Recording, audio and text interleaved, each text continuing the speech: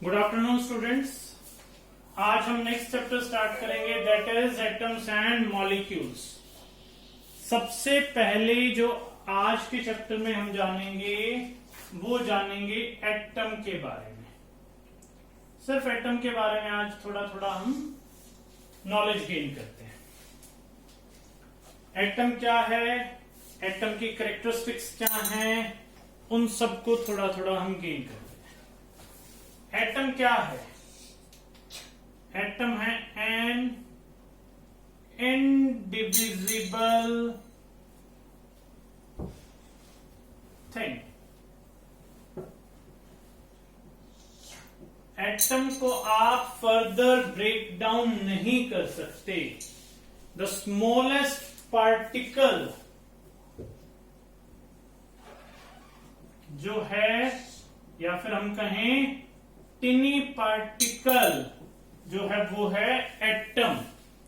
Smallest या फिर टिनी particle को हम कहते हैं एटम। हम एटम का स्ट्रक्चर समझते हैं। जो एटम है उसका बेसिक स्ट्रक्चर समझना जरूरी है हमारे को। जो एक एटम है बेसिकली उसके पास तीन चीजें प्रेजेंट हैं। ध्यान से सुनना, प्रोटॉन्स, इलेक्ट्रॉन्स और न्यूट्रॉन्स। एटम के बेसिक स्ट्रक्चर में तीन चीजें प्रेजेंट हैं, प्रोटॉन्स, इलेक्ट्रॉन्स और न्यूट्रॉन्स। प्रोटॉन्स जो होते हैं ये होते हैं पॉजिटिवली चार्ज्ड।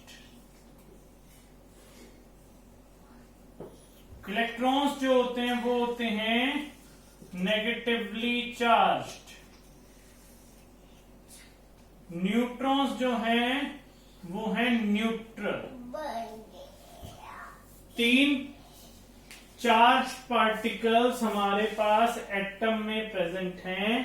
पहला है प्रोटॉन, दूसरा है इलेक्ट्रॉन और तीसरा है न्यूट्रॉन। प्रोटॉन्स जो है वो पॉजिटिवली चार्ज हैं, इलेक्ट्रॉन्स जो है वो नेगेटिवली चार्ज हैं, न्यूट्रॉन्स न्यूट्रल। अब हम बेसिक स्ट्रक्चर ड्रॉ करते हैं एक एटम का कैसा होता है। अब देखो बेटे, अब देखो स्ट्रक्चर ऑफ एटम में क्या रहता है। एटम के सेंटर में प्रेजेंट रहता है न्यूक्लियस। ध्यान से सुनना, न्यूक्लियस में होते हैं charge particle protons plus neutron.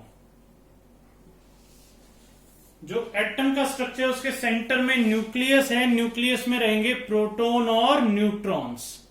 ये फिक्स्ड होते हैं, ये कहीं बाहर नहीं जाते, ये रेस्ट पर रहते हैं। न्यूक्लियस के चारों तरफ शेल्स प्रेजेंट होती हैं। न्यूक्लियस के चारों तरफ ऑर्बिट्स या फिर शेल्स आर प्रेजेंट। इन ऑर्बिट्स या फिर शेल्स में क्या चीज रिवॉल्व करते हैं?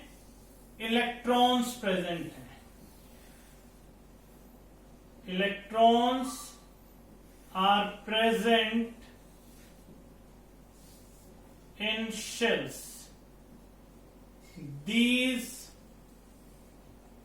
electrons are continuously moving around nucleus. ये हमारे पास किस चीज का स्ट्रक्चर है? बेसिक एटम का स्ट्रक्चर है।